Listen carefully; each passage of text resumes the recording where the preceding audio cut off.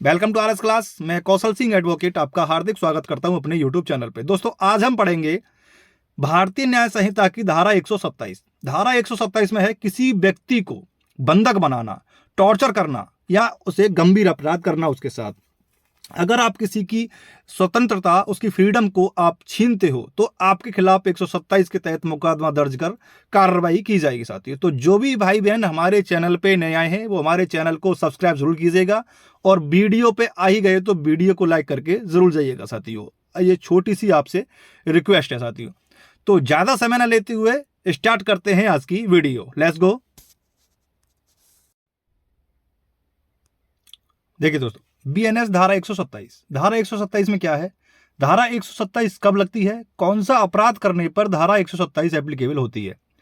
भारतीय न्याय संहिता की धारा 127 उन परिस्थितियों को परिभाषित करती है जहां किसी व्यक्ति के आने जाने की आजादी को जबरदस्ती रोका जाता है या किसी जगह से जाने से गलत तरीके से रूप से उसे रोका जाता है। चलिए आगे देखते हैं। एग्जाम्पल द्वारा इसे समझेंगे हम। यदि कोई व्यक्ति किसी वैध कारण के किसी अन्य व्यक्ति को जबरदस्ती बंदी बनाता है, उसकी गतिविधियों पर रोक लगाता है, तो यह कानूनी अपराध होगा साथियों। देखिए, अभी एग्जाम्पल के द्वारा हम समझेंगे। इस धारा के अनुसार जबरदस्ती रोकने या किसी व्यक्ति की स्वतंत्रता छीनने के लिए किसी वैध कानूनी आधार की आवश्यकता होती है। यदि ऐसा कोई कारण नहीं होता और किसी व्यक्ति को उसकी मर्जी के खिलाफ रोक दिया जाता है तो आरोपी व्यक्ति के खिलाफ यह धारा लागू कर कार्रवाई की जाएगी। यानी देखिए क्या कह रहा है। यह कह रहा है कि ए नाम का व्यक्ति है और ये बी नाम के व्यक्ति को बिना किसी कारण के रोकता है, यानी कोई कारण नहीं है, कोई वैध कानूनी कार्रवाई नहीं है, यानी कोई वैध कारण भी नहीं है, और इसे बिना किसी वैध कारण के इसे रोक लेता है, यानी गति अवरोधक रास्ता इसका रोक लेता है, तो ये धारा 127 के तहत अपराध होगा। अब आ जाती है बात कि वैध कानूनी आधार।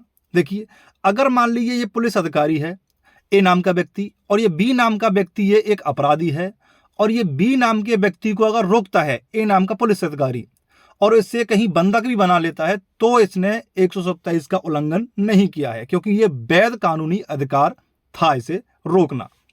चलिए आगे देखते हैं। अगर समझ में ना आए तो दोबारा क्लास देख लीजिएगा और कमेंट बॉक्स में आप पूछ सकते हो। नीचे फ्लैश में मेरा नंबर है, यहाँ पे भी कॉल करके आप जानकारी ले सकते हो। चलिए, बीएनएस धारा 127 सब क्लॉज 1 गलत तरीके से रोकना। सब क्लॉज 1 क्या कहता है?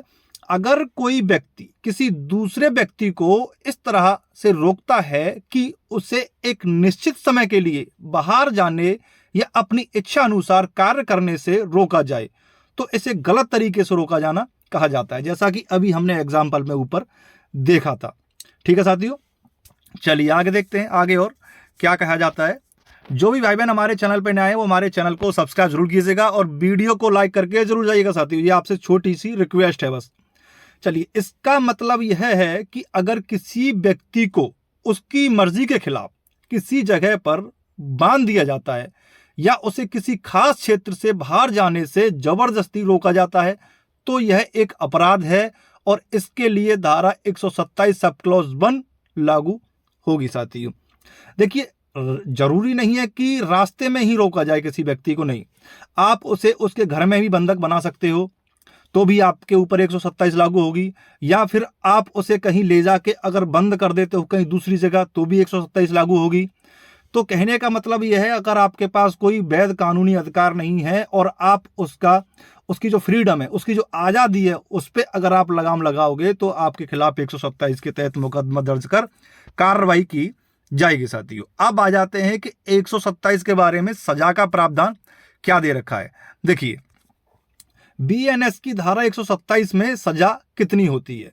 जो कोई भी किसी व्यक्ति को 3 दिन या उससे अधिक के लिए गलत तरीके से कैद करेगा, उसे किसी एक अवधि के लिए कारावास जैसे 3 साल तक बढ़ाया जा सकता है या जुर्माना जो 10,000 रुपये तक बढ़ाया जा सकता है या फिर दोनों से दंडित किया जाएगा साथियों। तो ये थी कि आज की क्लास। आज की क्लास आपको कैसी लगी ये हमें कमेंट बॉक्स में आप जरूर बताइएगा और वीडियो को लाइक करके जरूर जाइएगा साथियों। तो ऐसे ही डेली करंट अफेयर्स और कानूनी सहायता और कानूनी क्लास देखने के लिए हमारे चैनल को सब्सक्राइब करें और वीडियो को लाइक करके जरूर जाएं। आगे एक नेक्स्ट वीडियो में नई जानकारी लेके आपके सामने फिर हाजिर होते हैं। तब तक के लिए वंदे मातरम, जय हिंद दोस्तों।